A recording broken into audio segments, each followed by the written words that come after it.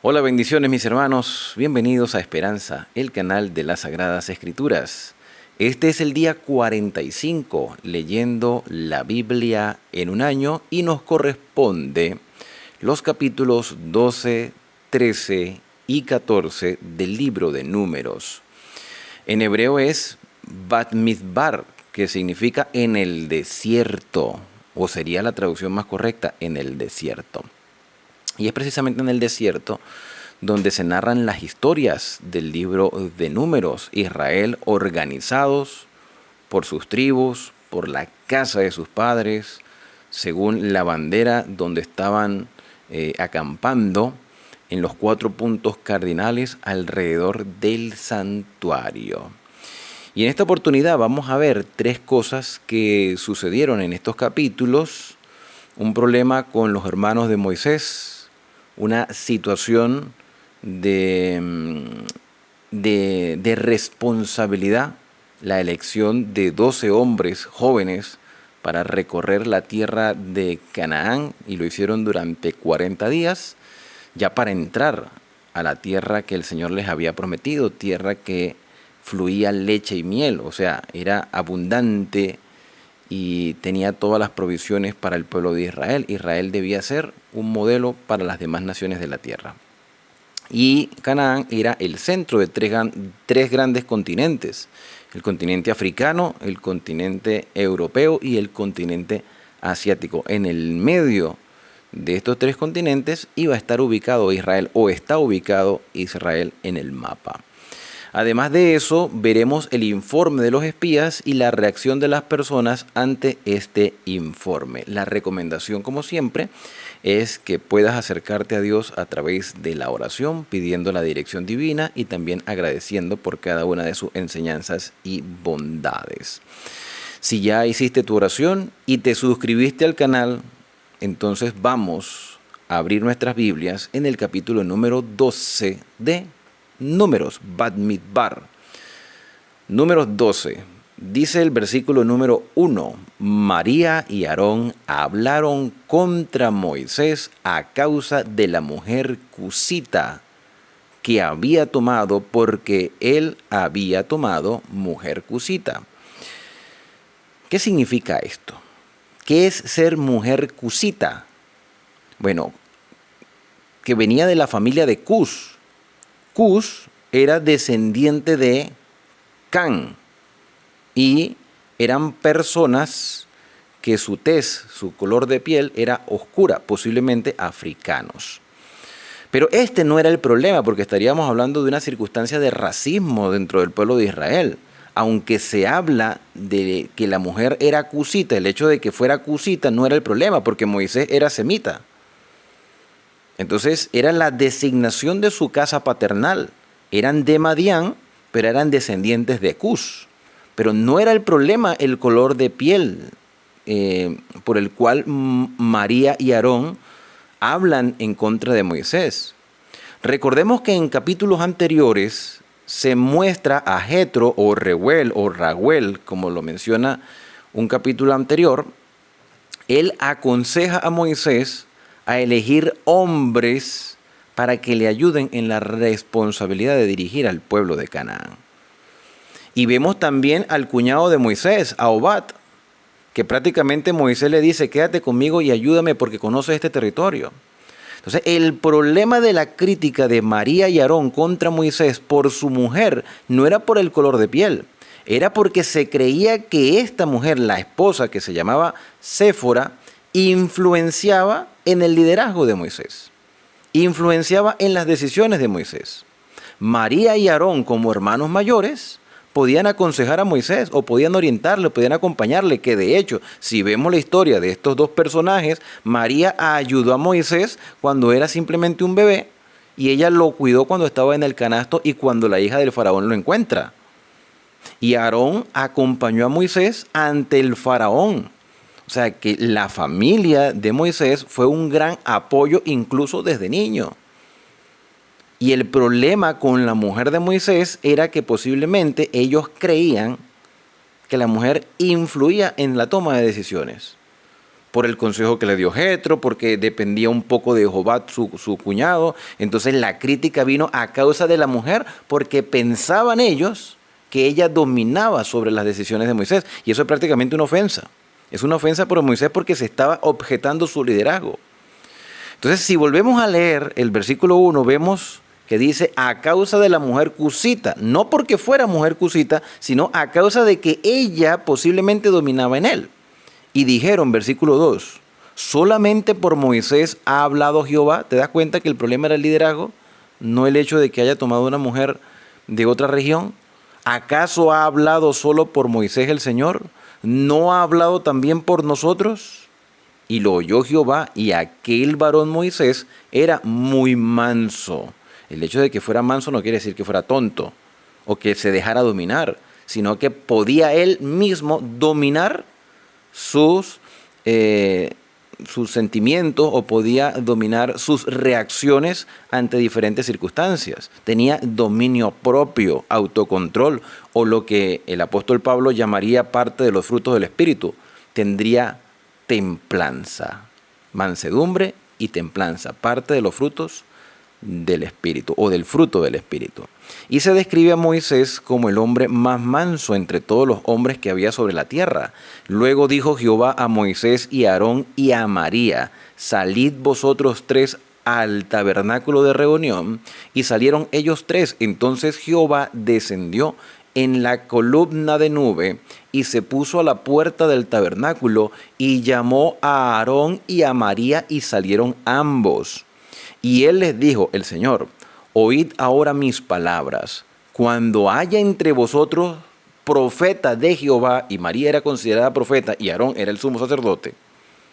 Y recuerden que profeta no es solamente aquel que tiene sueños y visiones, profeta es aquel que participa de la adoración al Señor, porque sus alabanzas, sus presentaciones públicas deben estar fundamentados en un escrito está. Profeta también puede ser un instructor, así que pudiéramos considerar tanto a María como a Aarón como profetas. Y entonces él le dice, mira, cuando haya profeta entre vosotros, entonces yo me le apareceré en visión, en sueño hablaré con él. No así a mi siervo Moisés, que es fiel en toda mi casa. Claro que yo puedo hablarles a ustedes. Claro que puedo hablarle a Aarón. De hecho, el libro de Levítico, hay una circunstancia donde a Aarón se le mueren los hijos, eso lo leímos ya. Y Dios mismo le habla a Aarón. Así que bien Dios podía hablarle a Aarón, bien podía hablarle a María, porque a Dios nada lo limita, pero aquí el Señor está poniendo el liderazgo de Moisés como un liderazgo especial, único, por encima incluso de Aarón y María. Y le dice, no así con mi siervo Moisés, que es fiel en toda mi casa.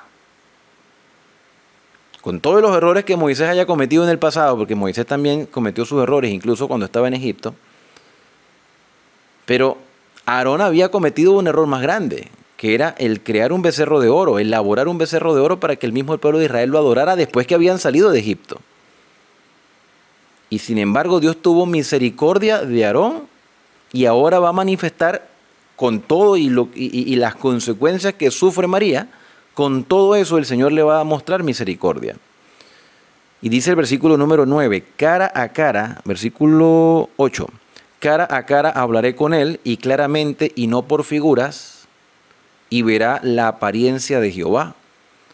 ¿Por qué pues no tuviste temor de hablar contra mi siervo Moisés? Entonces la ira de Jehová se encendió contra ellos y se fue. Y la nube se apartó del tabernáculo, y he aquí que María estaba leprosa como la nieve, y miró Aarón a María, y he aquí que estaba leprosa. Y Aarón se salvó de esta. Yo pienso que Dios tuvo misericordia de Aarón en este caso, porque Aarón iba a ejercer funciones sumosacerdotales, y si llegaba a estar leproso ya no podía ejercer las funciones. Así que doblemente Aarón recibe misericordias cuando hizo el becerro de oro y en este momento también. Y dijo Aarón a Moisés, Señor mío, no pongas ahora sobre nosotros este pecado, porque locamente hemos actuado, o sea, hemos pensado mal de ti, hemos pecado. No quede ella ahora como el que nace muerto, que al salir del vientre de su madre tiene ya medio consumida su carne. Entonces Moisés clamó a Jehová diciendo, te ruego, oh Dios, que la sanes ahora. Imagínate la confianza que Moisés le tenía al Señor. Respondió Jehová a Moisés, si su padre hubiera escupido en su rostro, ¿no se avergonzaría por 7 días? Sea echada fuera del campamento por 7 días y después volverá a la congregación. Eso, aunque parezca duro, mis hermanos, también es un gesto de misericordia divina. Porque no quedaría leprosa para siempre, sino por 7 días.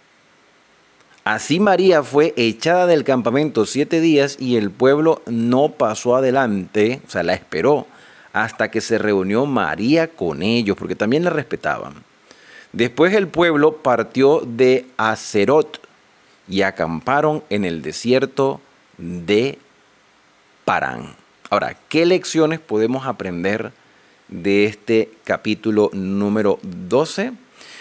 Si bien hemos hablado de que Dios tiene el control de todo y que debemos movernos conforme a la voluntad del Señor, si la nube se levantaba, el pueblo andaba, y si la nube se detenía, el pueblo se detenía, debemos entender que aunque los líderes sean imperfectos, porque lo son y lo seguirán siendo, porque son seres humanos, tenemos que también aprender a respetarlos.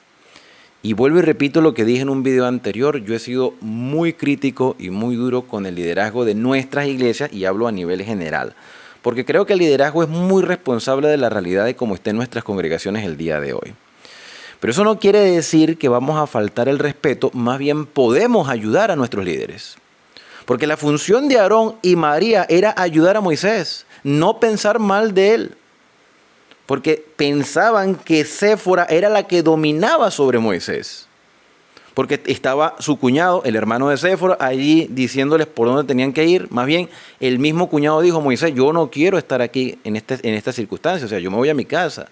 Yo no quiero tener problemas. Tú eres aquí el líder. El consejo de Jetro no fue para que Moisés perdiera liderazgo. Al contrario, era para que no se desgastara tanto con el liderazgo que ejercía. Entonces, no era la familia de Séfora la que influía en Moisés, era Dios. Se espera que nuestros líderes sean influenciados por el Espíritu Santo. Si estos líderes cometen errores, que seguramente lo están cometiendo, no todos, pero seguramente una cantidad considerable de líderes, yo creo que nuestro deber sería orar por ellos. ¿Cuál debió haber sido la función de Aarón y María? Orar por Moisés. Hablar con él. Hablando se entiende la gente. Preguntarle. Mira, Moisés, ¿cómo está todo? Eran sus propios hermanos. Pero sus propios hermanos pensaron mal de él. Entonces tenemos que aprender aquí a siempre ver lo bien en los demás, aunque no parezca. Y si nosotros vemos cosas erradas en nuestros líderes, hablemos con ellos, que también son seres humanos como nosotros y también necesitan de la transformación del espíritu. Y hablando de responsabilidades, a 12 hombres se le dio la responsabilidad de ir a la tierra de Canaán, y de eso trata el capítulo 13. Un relato que después volveremos a ver en el libro de Deuteronomio en el capítulo 1. Jehová habló a Moisés, envía tú hombres que reconozcan la tierra de Canaán. ¿Con qué propósito? Con el propósito de que con el informe que trajesen, la hermandad, es decir, toda la congregación, el pueblo de Israel, se sintieran motivados a ir a recibir la tierra prometida. Envía tú hombres que reconozcan la tierra de Canaán, la cual yo doy a los hijos de Israel. De cada tribu de sus padres enviaréis un varón, cada uno príncipe entre ellos. Estos 12 hombres eran diferentes a la lista de los hombres mencionados en los primeros capítulos. Posiblemente eran bastante jóvenes. Posiblemente estaban entre edades comprendidas entre 20 y 25 años, quizá, no lo sé. Pero eran jóvenes. ¿Y cómo sabemos que eran jóvenes? Porque Caleb y Josué, que vamos a ver más adelante, cuando llegaron a la tierra de Canaán, ya estaban avanzados en edad. Habían pasado 40 años en el desierto. Así que estaríamos ondando entre unos 20, 25 o quizás hasta 30 años de edad. Eran jóvenes. Y dice entonces aquí que ellos reconocerían la tierra. Moisés los envió desde el desierto de Parán, conforme a la palabra de Jehová, y todos aquellos varones eran príncipes de los hijos de Israel. Estos son sus nombres. De la tribu de Rubén estaba Samúa, hijo de Zacur.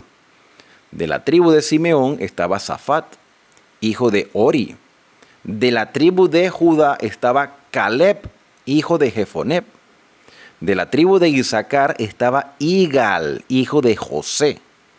De la tribu de Efraín, Oseas, hijo de Nun. Ese Oseas es el mismo Josué, ya ustedes se van a dar cuenta. De la tribu de Benjamín estaba Palti, hijo de Rafu, o de Rafú. De la tribu de Zabulón estaba Gadiel, hijo de Sodi. De la tribu de José, de los hijos de Manasés, estaba Gadi, hijo de Susi. Y de la tribu de Dan, Amiel, hijo de Gemalí. De la tribu de Aser, Setur, hijo de Micael. De la tribu de Neftalí estaba Nabi, hijo de Batsi. Y de la tribu de Gad estaba Jeuel, hijo de Maki. Estos son los nombres de los varones que Moisés envió a reconocer la tierra. Y a Oseas, hijo de Nun, le puso Moisés el nombre de Josué. Y Josué ya tenía tiempo acompañando a Moisés. Josué acompañó a Moisés en el monte Sinaí cuando recibió Moisés los 10 mandamientos, mientras el pueblo estaba haciendo un becerro de oro. Que de hecho Josué era ignorante de lo que estaba pasando abajo. Oseas también es el nombre de un profeta que estudiaremos más adelante. Otro profeta diferente en el futuro se llamaría Oseas. Y la traducción Oseas y Josué, que en hebreo sería Joshua, es de donde se deriva el nombre de Jesús. O sea, está relacionado el nombre Oseas, Josué y Jesús, está relacionado con el nombre Salvador. Salvador, salvación, salvado, ¿sí? Todo lo que tenga que ver está relacionado con la salvación. Por eso es que Jesús, el nombre Jesús o Yeshua, traduce el Salvador. Versículo número 17. Los envió pues Moisés a reconocer la tierra, diciéndoles: subid de aquí al Neguet y subid al monte, y observar la tierra como es, y el pueblo que la habita. O sea, vayan, vean y tráiganos noticias. Díganos si el pueblo es fuerte o es débil, si es poco o es numeroso, a manera de información nada más. Versículo 19. ¿Cómo es la tierra habitada? ¿Es buena o mala? ¿Cómo son las ciudades habitadas? Si son campamentos o plazas fortificadas. ¿Y cómo es el terreno? Si es fértil o estéril. Si en él hay árboles o no. Y esforzaos y tomad del fruto del país. Y era el tiempo de las primeras uvas. Fíjate que esto es importante porque aquí nos está dando una fecha. El tiempo de las primeras uvas era aproximadamente entre lo que en nuestro calendario sería septiembre-octubre. O sea, el mes de Tisri, el séptimo mes, entre septiembre y octubre, que eran las cosechas de las uvas y también de los olivos. Entonces, ya tenemos por allí una fecha. Quiere decir que entre el video del capítulo anterior, o los capítulos anteriores en el video que hicimos antes que este, estábamos hablando entre el primer y segundo mes. Ya aquí en este capítulo estamos entre el sexto y séptimo mes del año. Y ellos salieron y reconocieron la tierra desde el desierto de Sin hasta Rehob, entrando a Hamat. Y subieron al Neguet y vinieron hasta Hebrón, una ciudad que también va a ser importante más adelante. Hebrón. Y allí estaban Aimán, Sesai y Talmai, que eran los hijos de Anac. Hebrón fue edificada 7 años antes de Zoán en Egipto, o sea, era más vieja que la ciudad egipcia. Y llegaron hasta el arroyo de Escol y de allí cortaron un sarmiento con un racimo de uvas, el cual trajeron dos personas, trajeron un solo racimo de uvas en un palo. Hay gente que dice, mira, era uva gigantesca. Yo no creo que fueran gigantescas, pero sí suficientemente grandes como para que 2 personas hicieran el esfuerzo de cargarla. Y tenerla en un palo, me imagino yo que para que no se deteriorara por el camino. También trajeron granadas y trajeron higos y se llamó aquel lugar el Valle de Escol por el racimo que cortaron de allí los hijos de Israel. Hay cosas aquí que no se dicen, que no tenemos información, cómo se distribuyeron durante todo el tiempo que estuvieron en la tierra de Canaán. Si se dividieron en grupos, cuántos eran los grupos, si iban los 12 juntos, sería algo sospechoso que fueran 12 personas juntas, si iban 2 grupos de 6, o si iban 4 grupos de 3, o 3 grupos de 4, no lo sabemos. Si iban de 2 en 2, no lo sabemos. Lo cierto es que duraron 40 días haciendo el recorrido. 40 días donde tuvieron que buscar lugar donde dormir, donde tuvieron que alimentarse, donde tenían que buscar agua, donde asearse, donde seguramente tendrían que comunicarse con alguien, donde muchos se darían cuenta que no eran cananeos por su manera de hablar. Y sin embargo, a pesar de eso, porque hay que ponerse en el lugar de ellos y ponerse a pensar qué hubiésemos hecho nosotros si tuviéramos que ir 40 días a un lugar que no conocemos, donde nadie nos conoce, donde no manejamos casi el idioma, por muy parecido que parezca, siempre hay variantes idiomáticas, donde quién sabe con qué tipo de moneda transitaban, si llevaron o no llevaron ganado. No, eso no lo dice la Biblia. Y la gente se preguntaría quiénes eran ellos. Y tener la osadía de conseguir un racimo de uva del cultivo de alguien, cargarlo y que nadie le dijera nada. Entonces, esas son cosas que hay que tomar en cuenta. ¿Y por qué se las menciono? Porque cuando ven el informe, en lugar de decir cómo lograron sobrevivir durante esos 40 días, lo que hicieron fue desanimar a las personas. Por lo menos 10 de ellos de los 12.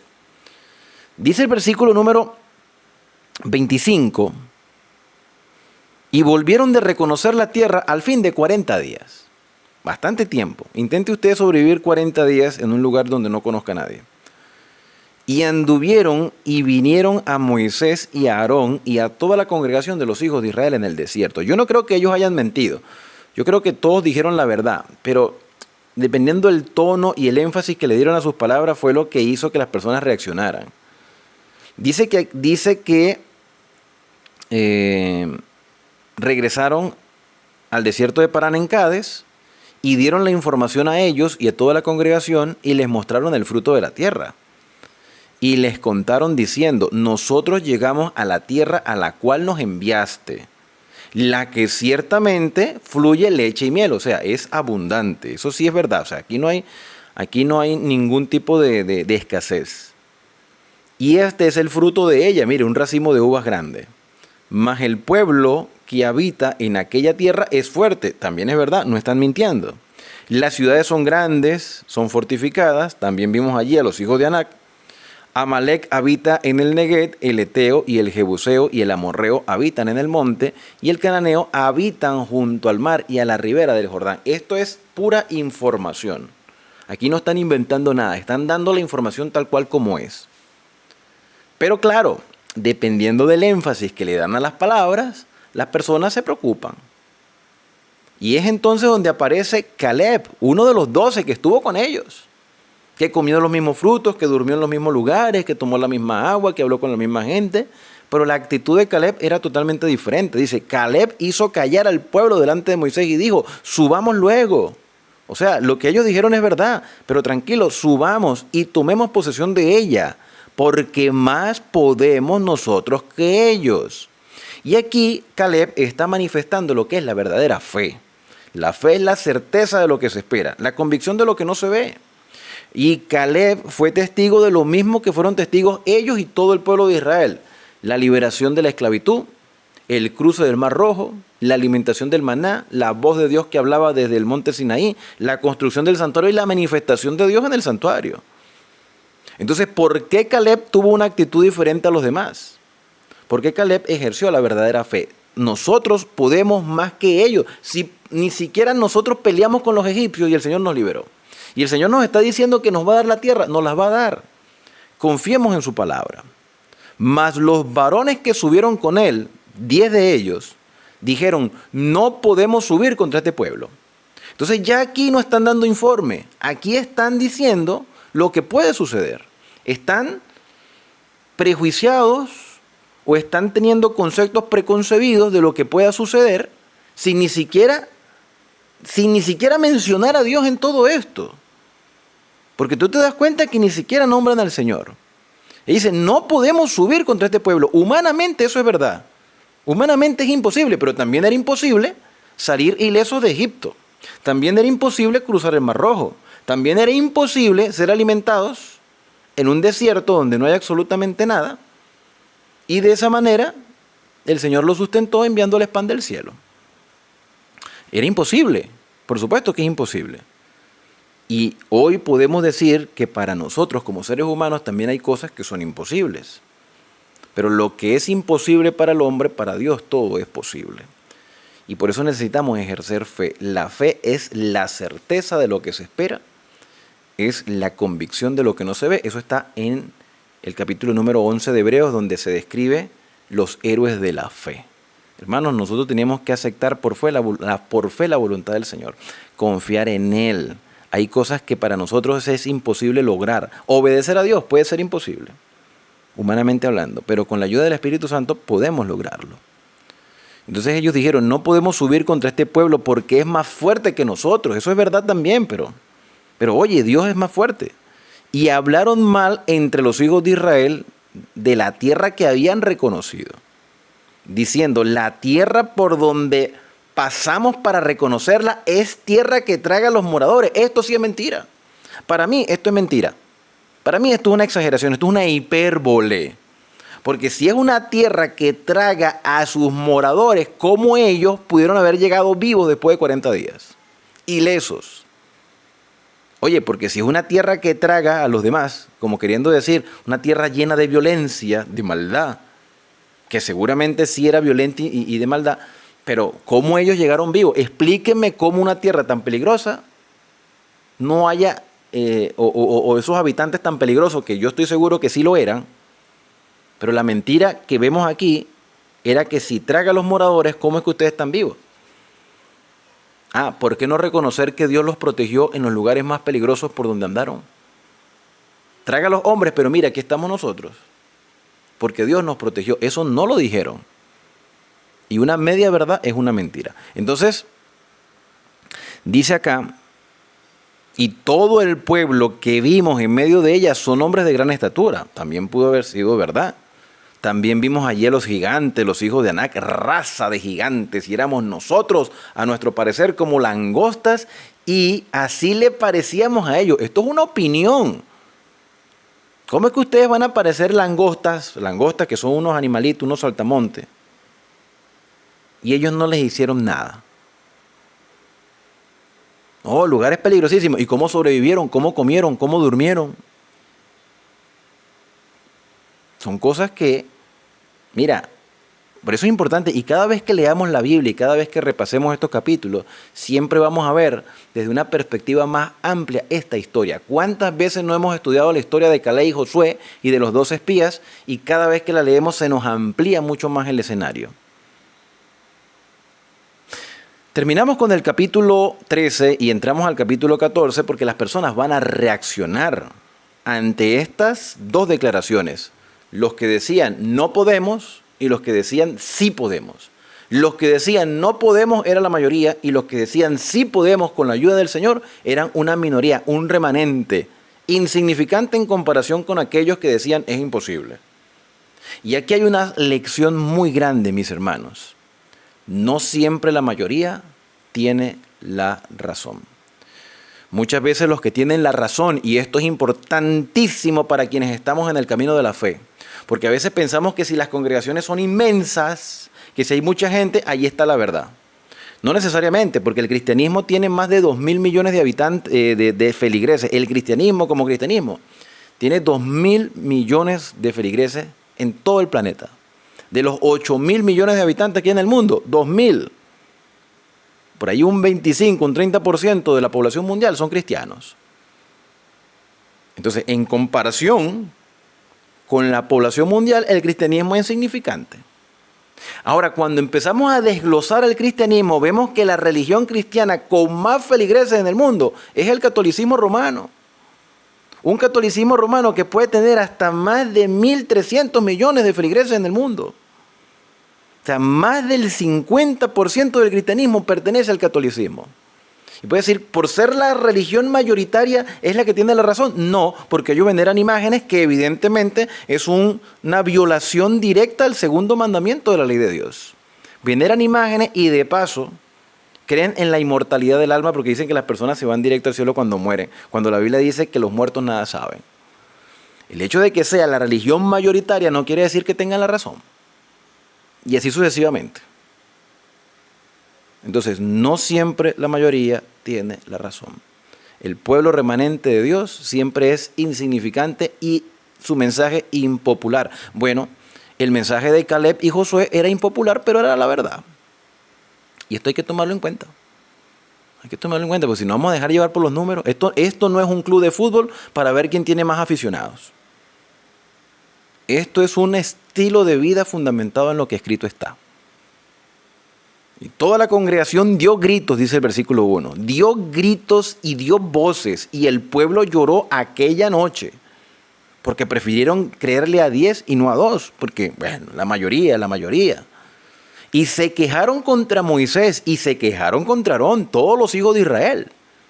Y dijo toda la multitud, ojalá, y fíjate, cuando uno habla imprudentemente, sin pensar bien lo que dice, porque nuestras palabras tienen poder, evidentemente. Ojalá muriéramos en la tierra de Egipto o en este desierto, ojalá muriéramos. Amigo, tú no sabes lo que estás diciendo. Porque tienes miedo de entrar a la tierra de Canaán porque te vas a morir. Porque la gente es gigante. Ah, pero te quieres morir aquí. Es incoherente. Ojalá muriéramos aquí, en el desierto. Ojalá muriéramos en Egipto. ¿Y por qué nos trae Jehová a esta tierra para caer a espada? ¿Y que nuestras mujeres y que nuestros niños sean por presa?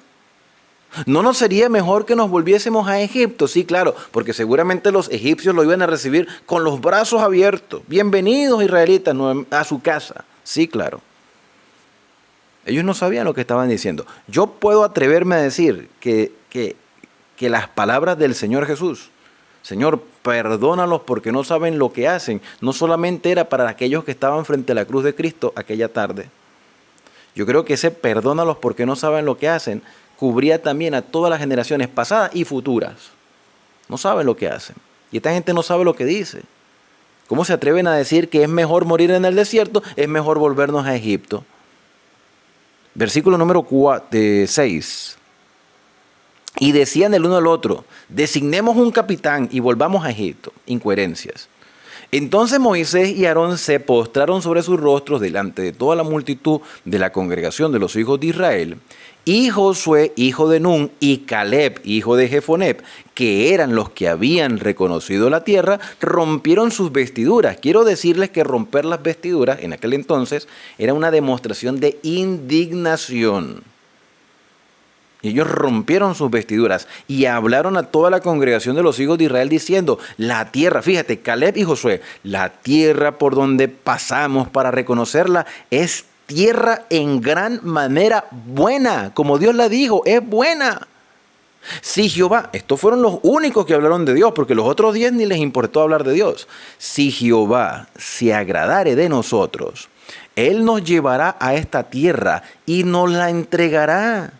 Tierra que fluye leche y miel, por tanto, no seáis rebeldes contra Jehová, ni temáis al pueblo de esta tierra, porque nosotros los comeremos como pan. De ahí viene la famosa frase, yo no sé si en tu país lo dirán, pero por lo menos aquí en Latinoamérica, en Venezuela, en Colombia, dice, son pan comido, o sea, está facilito, pan comido, pan comido.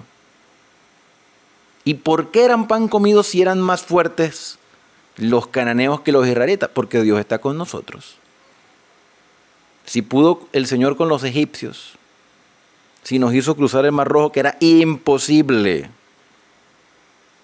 si nos alimenta todos los días con el pan que cae del cielo, que es imposible alimentar a 2 millones de personas todos los días, pero el Señor lo hace. Esto no es nada. Sigamos confiando. Mire, hermanos, por eso es que nosotros necesitamos conocer la historia del pueblo de Dios. Necesitamos conocer al Señor de la historia, cómo Dios ha dirigido a su pueblo en el pasado. Nosotros no vamos a poder tener fortaleza espiritual si no conocemos nuestra historia. Hay una frase que a mí se me quedó grabada y la voy a compartir con usted. Dice, no tenemos nada que temer al futuro a menos que olvidemos la manera como Dios nos ha conducido en la historia pasada. Si tú no recuerdas cómo Dios te ha dirigido en el pasado, le vas a tener miedo al futuro todo el tiempo, por las incertidumbres. Pero si recordamos cómo el Señor nos ha ayudado y cómo ha ayudado a su pueblo a lo largo de la historia, no tendremos nada que temer. Porque si Dios no nos ha desamparado a esta época, en este tiempo, no lo va a hacer más adelante. El Señor nos cuida y nos ampara. El Señor es mi pastor, nada me faltará. Entonces Caleb y Josué decían, mira, son como pan comido. Su amparo se ha apartado de ellos. Y con nosotros está Jehová, no los temáis. Subrayen ese versículo, es un versículo que anima. El Señor está con nosotros, no temamos.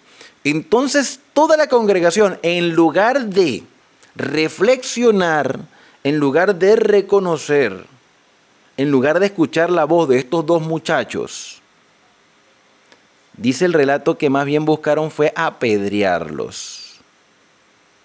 Cuando uno quiere enseñar, instruir y decirle la verdad a las personas, como la verdad es impopular, nos quieren apedrear. ¿Sabes cuáles son algunas verdades impopulares del siglo XXI? Les voy a decir varias y vamos a ver si usted, mi querido hermano y hermana, acepta esta verdad con gozo o está dispuesto a lanzar piedra. El sábado es el día del Señor. Es una verdad que es verdad bíblica, pero impopular. Los muertos nada saben. Es una verdad bíblica, pero impopular.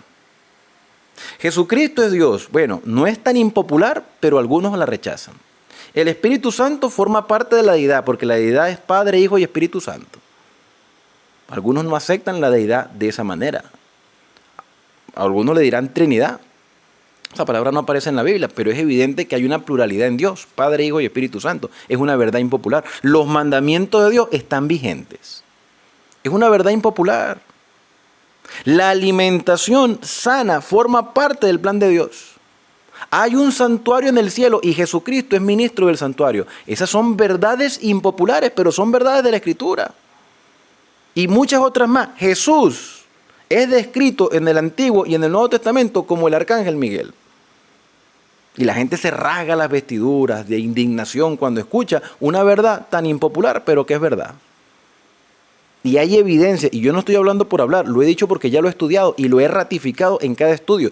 Yo no sé si ustedes se han dado cuenta que en este canal yo hago un estudio sistemático de la Biblia, es decir, un capítulo a la vez. En esta oportunidad estoy haciendo varios capítulos porque intento leer la Biblia en un año con ustedes. Pero un capítulo a la vez y en secuencia, dejando que la Biblia sea su propio intérprete. ¿Cómo vamos a reaccionar? ¿Vamos a aceptar estas verdades impopulares o vamos a investigarlas? Porque también está el beneficio de la duda. Vamos a investigar para ver si lo que dice este señor es verdad o es mentira. ¿Pero esta gente investigó? No, esta gente lo que hizo fue intentar apedrear a Caleb y a Josué. ¿Cómo reaccionarías tú? ¿Estás dispuesto a investigar sobre estas verdades impopulares, pero verdades al fin? ¿O estás dispuesto a lanzar piedra? Y ahí queda de tu parte, mi querido hermano o hermana. Y menos mal que hablo de lanzar piedra en el sentido figurado, ¿no? Porque yo creo que ahorita se vería hasta feo lanzar piedras de forma literal. Nos quedamos en el versículo, déjame emplearlo acá, 10. Entonces dice acá que intentaron apedrearlos, pero la gloria de Jehová se mostró en el tabernáculo de reunión a todos los hijos de Israel. O sea, Dios protegió a su pueblo. Y Jehová, versículo 11, dijo a Moisés, ¿hasta cuándo me han de irritar este pueblo? ¿Hasta cuándo no me creerán? Que eso es lo que está pasando también el día de hoy. ¿Hasta cuándo no vamos a creer en Dios? Por todas las señales que he hecho en medio de ellos, está hablando Dios. Yo los heriré de mortandad y los destruiré. Y a ti, Moisés, te pondré sobre gente más grande y más fuerte que ellos. Pero Moisés respondió, y no es la primera vez que Moisés responde ante una circunstancia como esta. Moisés respondió a Jehová, lo oirán luego los egipcios, porque de en medio de ellos sacaste a este pueblo con tu poder. Y lo dirán a los habitantes de esta tierra, los cuales han oído que tú, oh Jehová, estabas en medio de este pueblo, que cara a cara aparecías tú, oh Jehová, y que tu nube estaba sobre ellos, y que de día ibas delante de ellos en columna de nube, y de noche en columna de fuego, y que has hecho morir a este pueblo como un solo hombre, y las gentes que hubiesen oído tu fama hablarán diciendo, por cuanto no pudo Jehová meter este pueblo en la tierra de la cual había jurado, los mató en el desierto. En otras palabras, Señor, las personas van a decir que tú eres un Dios cruel, criminal, que sacaste a este pueblo de Egipto y como no pudiste meterlos en la tierra de Canaán, los mataste. Porque la gente iba a hablar mal de Dios, no mal de Israel, iban a hablar mal de Dios. Entonces no era que Dios no sabía todo esto, era que Moisés estaba realmente actuando como un intercesor. Pudiéramos decir que Moisés era un tipo de Cristo.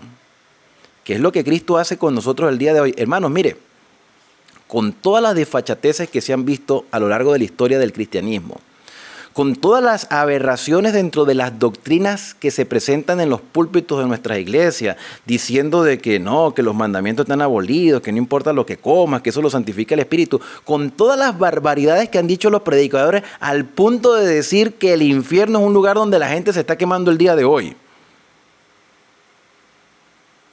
Con toda la desgracia del mundo que se presenta muchas veces en los púlpitos diciendo de que Cristo no es Dios, que es un ser creado. ¿Tú crees que esto no era para que yo hubiésemos desaparecido hace rato? Pero Dios ha tenido misericordia, nos ha extendido su gracia. ¿Y gracias a quién? Gracias a Cristo, que intercede por nosotros delante del Padre. Porque nosotros no somos salvos por mérito, sino por gracia. La gracia de Jesucristo. Cristo se presenta delante del Padre como nuestro abogado, intercesor, brindándonos una y otra oportunidad. Y a veces la desperdiciamos. ¿Cuántas oportunidades perdió Israel? Mire la actitud de Israel, que puede ser la actitud que tomemos nosotros también el día de hoy. Versículo número 17. Ahora pues yo te ruego que sea magnificado el poder del Señor como lo hablaste diciendo. Jehová, tardo para la ira y grande en misericordia, que perdona la iniquidad y la rebelión, aunque de ningún modo tendrá por inocente al culpable, que visita la maldad de los padres sobre los hijos hasta los terceros y hasta los cuartos. Perdona ahora la iniquidad de este pueblo, según la grandeza de tu misericordia, y como has perdonado a este pueblo, desde Egipto hasta aquí. ¿Y qué le dice el Señor a Moisés? Entonces Jehová le dijo, yo le he perdonado conforme a tu dicho. Por eso yo no entiendo a algunos que dicen que en el Antiguo Testamento no había misericordia, ni perdón, ni gracia. ¿Cómo es eso de que antes no existía la gracia y ahora sí? Si aquí Dios dice, ya yo lo perdoné, ya yo los perdoné, están perdonados.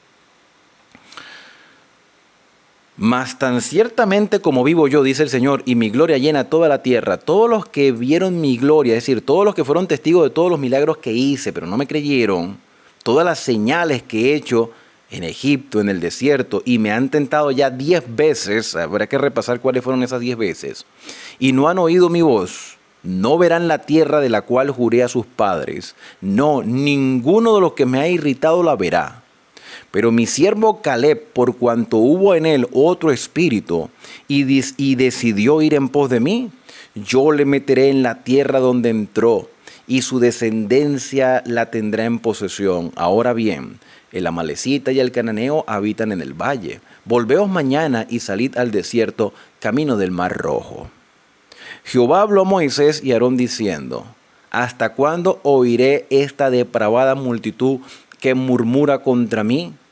Y las querellas de los hijos de Israel que de mí se quejan, diles, vivo yo, dice Jehová, que según habéis hablado a mis oídos, así haré yo con vosotros.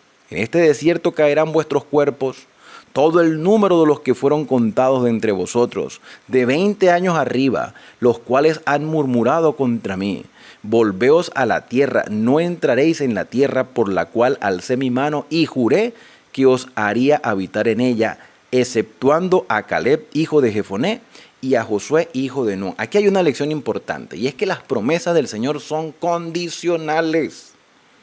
Dios prometió que les daría la tierra, pero ellos no cumplieron las condiciones. ¿Cuáles eran las condiciones? Creer en el Señor, confiar, ejercer fe. Y quienes sí ejercieron esa fe, Caleb y Josué, serían los únicos de esa generación mayor de 20 años que entraría a la tierra de Canaán.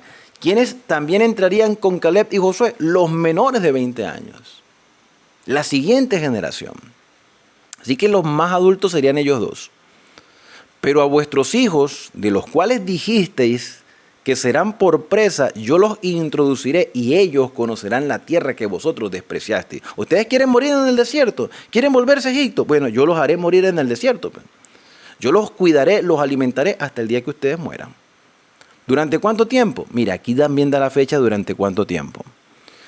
En cuanto a vuestros cuerpos, versículo número 22, en cuanto a vosotros, vuestros cuerpos caerán en este desierto y vuestros hijos andarán pastoreando en el desierto 40 años. Y ellos llevarán vuestras rebeldías hasta que vuestros cuerpos sean consumidos en el desierto. O sea, sus hijos van a pasar las penurias que ustedes decidieron pasar, pero ellos aguantarán hasta entrar a la tierra de Canaán. Conforme al número de los días, de los 40 días en que reconociste la tierra, llevaréis vuestras iniquidades 40 años, un año por cada día, y conoceréis mi castigo. Esta referencia es importante subrayarla porque nos ayudará a entender las profecías de tiempo. Un año por cada día de la profecía. Subrayenlo porque les va a ayudar mucho, principalmente para las profecías de Daniel y Apocalipsis. Un año por cada día. Yo Jehová he hablado, así haré a toda esta multitud perversa que se ha juntado contra mí en este desierto. Serán consumidos y allí morirán. Versículo número 36. Y los varones que Moisés envió a reconocer la tierra y que al volver habían hecho murmurar contra él a toda la congregación, desacreditando aquel país, aquellos varones que habían hablado mal de la tierra, murieron de plaga delante de Jehová, se fueron muriendo uno a uno. No precisamente en un mismo día, posiblemente con el transcurso de los meses. Pero Josué, hijo de Nun, y Caleb, hijo de Jefonep, quedaron con vida. Y de entre aquellos hombres que habían ido a reconocer la tierra. Y Moisés dijo estas cosas a todos los hijos de Israel, y el pueblo se enlutó mucho. Y se levantaron por la mañana y subieron a la cumbre del monte diciendo, henos aquí para subir al lugar del cual había hablado Jehová, porque hemos pecado. Y dijo Moisés, ¿por qué quebrantáis el mandamiento de Jehová? Esto tampoco os saldrá bien. Si Dios dijo que se devuelvan, devuélvanse. Ya Dios no va a cambiar porque Dios no cambia. Ustedes no cumplieron las condiciones. No subáis porque Jehová no está en medio de vosotros. No seáis heridos de vuestros enemigos, porque la Amalecita y el Cananeo están allí delante de vosotros y caeréis a espada. Pues por cuanto os habéis negado a seguir a Jehová, por eso no estará Jehová con vosotros. Sin embargo, ellos se obstinaron en subir a la cima del monte, pero el arca del pacto de Jehová y Moisés no se apartaron de en medio del campamento. Y descendieron el Amalecita y el Cananeo que habitaban en aquel monte, y los hirieron y los derrotaron y persiguieron hasta llegar a Horma. Y allí sufrieron esta terrible derrota. ¿Por qué? Porque al principio no creían que Dios le iba a dar la tierra de Canaán, y cuando Dios le dijo, bueno, devuélvanse y pasen 40 años hasta que mueran, ahí dijeron, sí, ahora sí creemos, pero ya era demasiado tarde.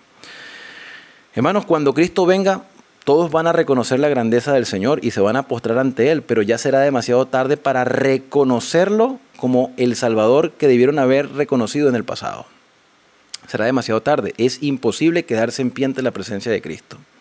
Por eso creo que hoy es el tiempo de reconocer la palabra del Señor, reconocer la grandeza del Señor, reconocer su bondad y aprender a depender de Él y a dejarnos transformar por el Espíritu Santo. No seamos como la multitud que desconfió.